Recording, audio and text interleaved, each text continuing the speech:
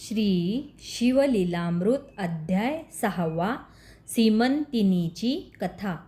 सूत म्हणाले, सज्जन हो, पूर्वी आर्यावर्तातील चित्रवर्मा राजाला सीमंतिनी नावाची एकुलती एक कन्या होती.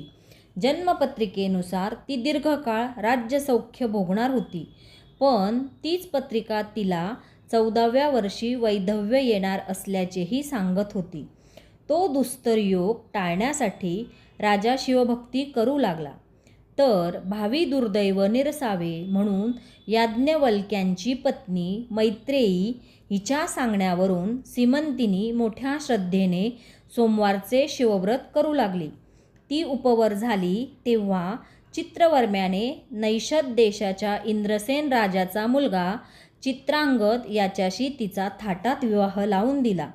त्यावेळी दसरा दिवाळीचे निमित्त करून चित्रवर्म्याने आपली मुलगी व जावई यांना आपल्या पाशीच ठेवून घेतले.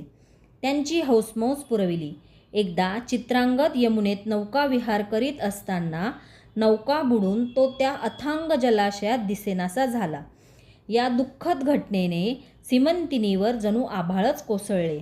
त्या परिस्थितीचा फायदा घेऊन शत्रूंनी नैषद देशावर चढाई करून इंद्रसेनाचे राज्य बळकावले व त्याला कैदेत टाकले. याप्रमाणे चहूकडून दुर्दैव आर्वे आले, तरीही सीमंतिनीने आपले सोमवारचे शिवव्रत चालूच ठेवले. इकडे चित्रांगद नदीत बुडाला तेव्हा तेथे क्रीडा करण्यास आलेल्या नागकन्यांनी त्याला पाताळात नेले. तेथील राजा तक्षक याने त्याची विचारपूस करून त्याला काही दिवस आपल्या पाशीच ठेवून घेतले.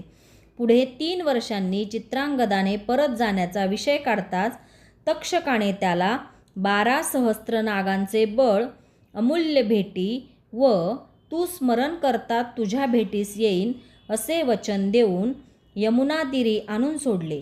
त्यावेळी सीमंतिनीही स्नानासाठी आली होती. तिने त्याला पाहिले पण ओळखले नाही. त्याने तिला ओळखले, तिची चौकशी केली व तुझा पती जिवंत असून 3ऱ्या दिवशी मी तुझी भेट घडवून आणीन असे सांगून तो नैषद नगरीस गेला. तेथे शत्रूंना शरण आणून त्याने आपले राज्य परत मिळवले आणि आपल्या माता पित्यासह सीमंतिनीस भेटला. त्यावेळी चित्रवर्म्याने आपल्या नगरीत मोठा उत्सव केला. चित्रांगदाने आपल्या नगरात अनेक वर्षे राज्य केले. सीमंतिनीच्या शिवव्रताच्या प्रभावाने त्यांचे सर्वतोपरी कल्याण झाले. ओम नमः शिवाय.